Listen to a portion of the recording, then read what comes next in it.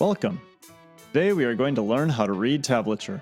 Tablature is a way of writing music with numbers and letters rather than using traditional music notation. Let's see what that's going to look like. All the tablature we're going to use for this class will have the same format. At the top of the page is the title of the piece. In this case, it's Hopping Around. Below is the form of the song.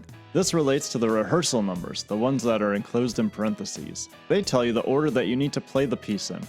For the first 12 songs, everything is going to be played in the exact order that you see it, 1, 2, 3, 4. So you don't need to worry too much about this starting out. Below the title and form is the written music we're going to need to look at. When looking at this part, there are 3 lines of information that will happen at the same time. They are in order from top to bottom: the rehearsal number, the string name, and the finger number. Let's look at these in more detail. As noted earlier, the rehearsal numbers are used to help you know what to play in what order when the songs get longer. However, before that, they can be helpful because they split the song into smaller bite-sized pieces that can be useful for practicing.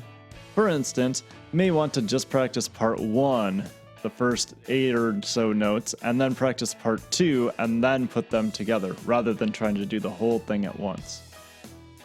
Below the rehearsal numbers, you will see either the letter D or the letter A.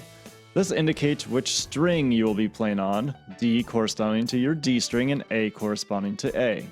The string will remain the same until it changes, so there may not be a letter over each note, or even for a while sometimes. That's because you're going to be playing a lot of notes on the same string all in a row.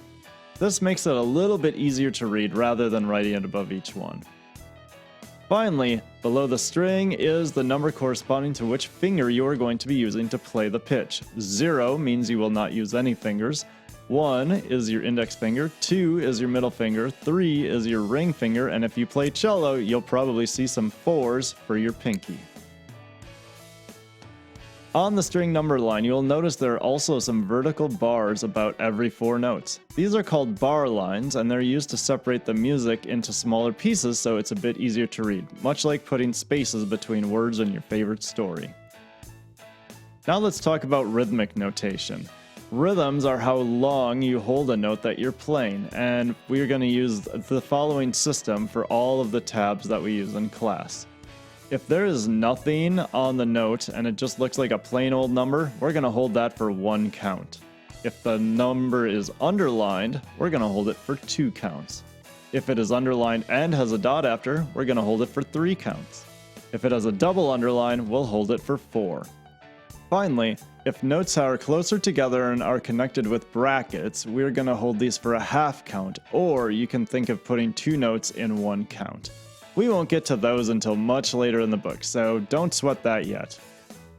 And that's it. That's all there is to reading tablature. It can be a bit confusing at first, but once you get the hang of it, you're gonna love it because it's a really easy, quick way to learn new songs.